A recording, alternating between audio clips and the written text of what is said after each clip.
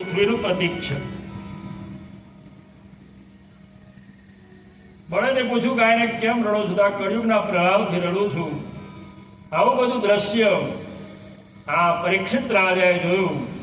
પરીક્ષિત રાજા એની પાસે ગયા અને પરીક્ષિત રાજાએ કીધું, ભાઈ તારે મારા રાજ્યમાં રહેવું નહીં, તો અન્યત્ર બીજી કોઈ જગ્યાએ ચાલ્યો જા. ત્યારે કળિયુગે કીધું, મહારાજ જ્યાં જોઉં ત્યાં તમારું રાજ્ય દેખાય છે, તો પછી મારે રહેવું ક્યાં? મને કોઈ યોગ્ય સ્થાન આપો. ત્યારે પરીક્ષિત રાજાએ કળિયુગને રહેવા માટે 4 સ્થાન આપ્યા છે. દ્યુતમ પાનમ સ્ત્રિયસ્તૂનામ યતના ધર્મશ્ચતુર્વિદઃ પુનશ્ચ યાચમાનાય જાતરૂપમદાત્રમુઃ. દ્યુતમ પાનમ સ્ત્રિયસ્તૂનામ. દ્યુતમ એટલે જુગાર. પરીક્ષિત રાજાએ કળિયુગને કહી દીધું, જ્યાં જુગાર રમાતો હોય, હે કળિયુગ, ત્યાં તારો વાસ. ત્યાં તારો વાસ કરીને કુંડલી મારીને બેસી જવાનું. જે કઈ ત્યાં આવે જુગાર રમવાના ઇલાકામાં, એના ઉપર તારે માથા પર હાથ ફેરવી દેવાનો, એટલે રોજ આવતો થઈ જાય. એક વાર જે ગયો જુગારના અડ્ડા ઉપર, એની ઉપર કળિયુગ હાથ ફેરવી દે એટલે પછી રોજ જતો થઈ જાય. આવ બેટા આવ, તારી જ રાહ જોતો હતો. કળિયુગ એવું જ કે હવે રોજ આવજે હો બેટા. એટલે પહેલામાં પહેલું જુગારનું સ્થાન હોય ત્યાં કળિયુગને સ્થાન આપ્યું. પાનમ એટલે મદિરા. જ્યાં દારૂ બનતો હોય, જ્યાં દારૂ વેચાતો હોય અને 5 વ્યક્તિ ભેગા થઈને જ્યાં દારૂ પીતા હોય, આ ત્રણેય જગ્યાએ કળિયુગનો વાસ. એટલે એક વાર એ પોટલી પીવા જાય તો પછી રોજનો ગ્રાહક થઈ જાય. એક પોટલી જો ગઈ એ અડ્ડા ઉપરથી, તો કળિયુગ પછી એવો પ્રભાવ નાખે કે રોજ પોટલી પીતો થઈ જાય. અને પોટલી સાથે જ પછી એની પણ પોટલી બની જાય. રામ બોલો ભાઈ રામ. એ પોટલી એને નષ્ટ કરી નાખે.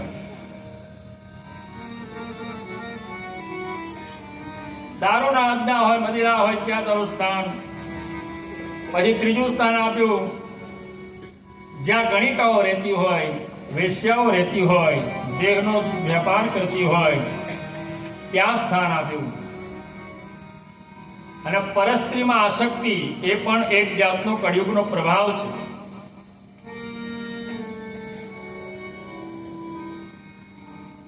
પછી ચોથું સ્થાન આપ્યું સૂના. સૂના એટલે કતલખાનું. જ્યાં પશુ પક્ષીઓની હિંસા થતી હોય, આ પશુ પક્ષીઓ જ્યાં કપાતા હોય, કતલખાના જ્યાં છે, હિંસા થતી હોય, માંસ મટન વેચાતું હોય, એ બધી જગ્યાઓ એ કળિયુગનું સ્થાન. તો એ માંસ મટન જેના શરીરમાં જાય, એના શરીરમાં પણ કળિયુગનો વાસ કે નહીં? મદિરા જેના શરીરમાં જાય, એના શરીરમાં કળિયુગનો વાસ કે નહીં? પછી મદિરા પીવે, ના ખાતા હોય, એના ઘરમાં રોજ ક્લેશ થાય, કકરાટ થાય.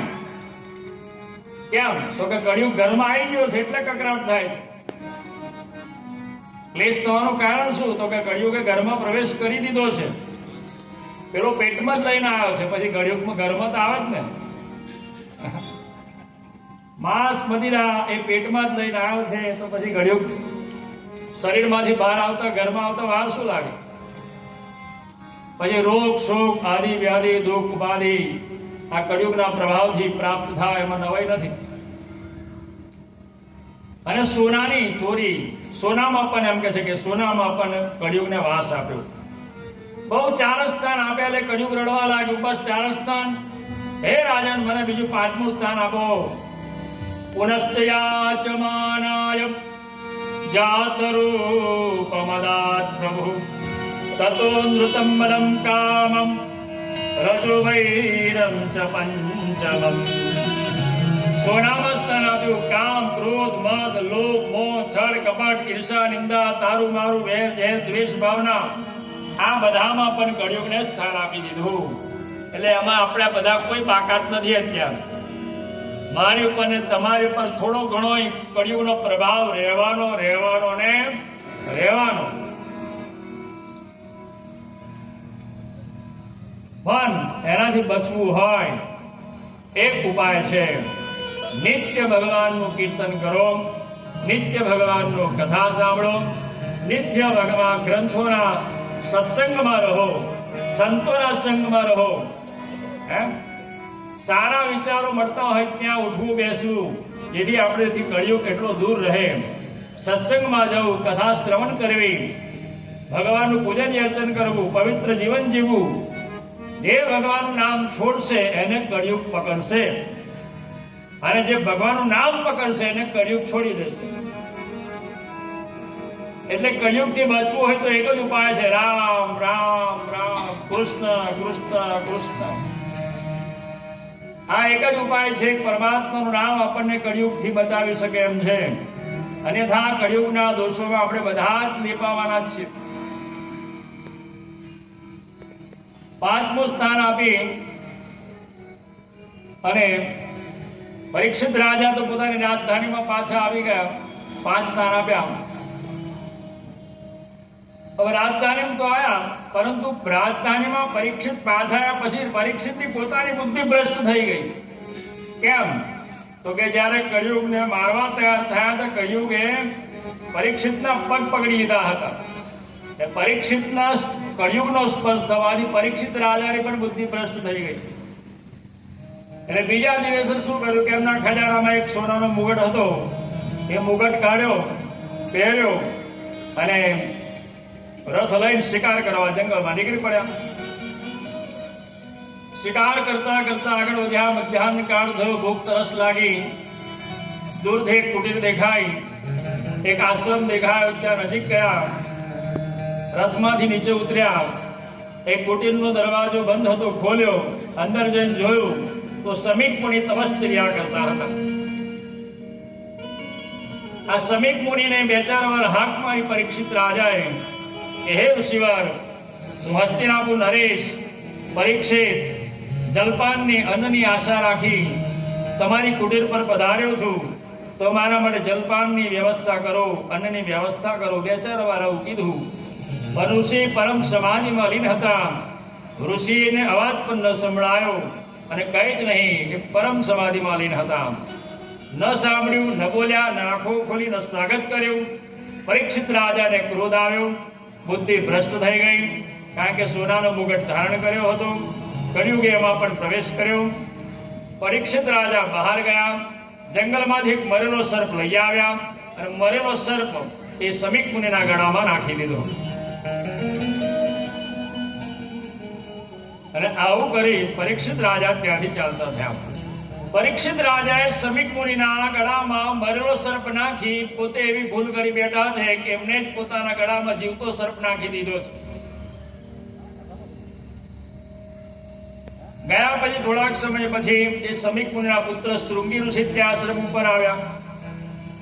એ શૃંગી ઋષિએ જોયું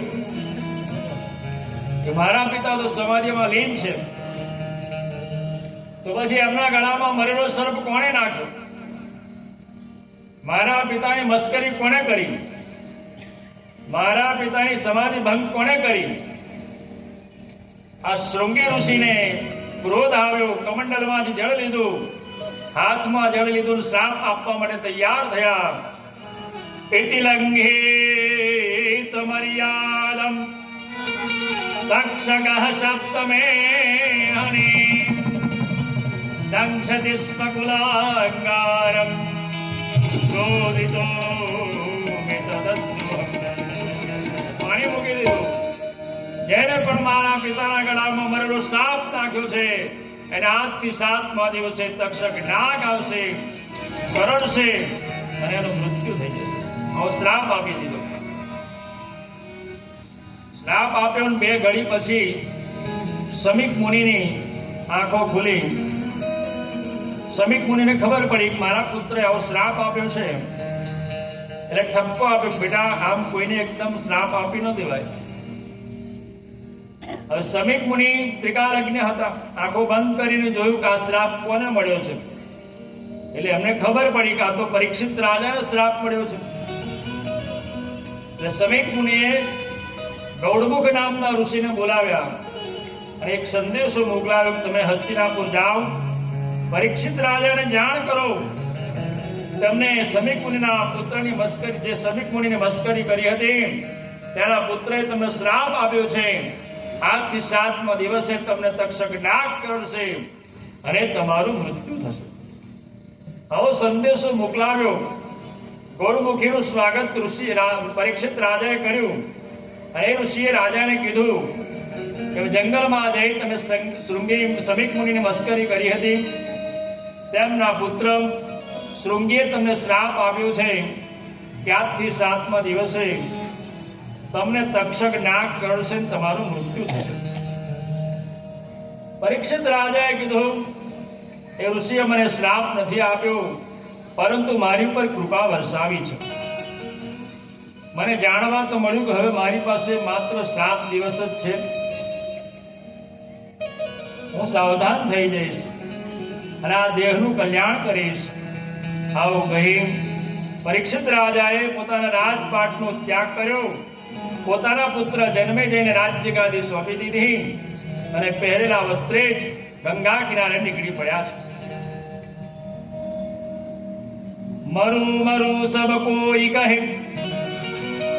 મરની ન જાને કોઈ, એક બાર એસી મરો, બાર બાર મરના ન હો. મરું મરું તો બધાએ કરે, બસ હવે આવી જાય તો સારું, હવે સહન નથી થતું, બહુ જીવ્યા આવે. હે મરવું બધાને હોય છે, પરંતુ જેટલું આયુષ્ય લાગ્યું એટલું જીવવું તો પડે ને.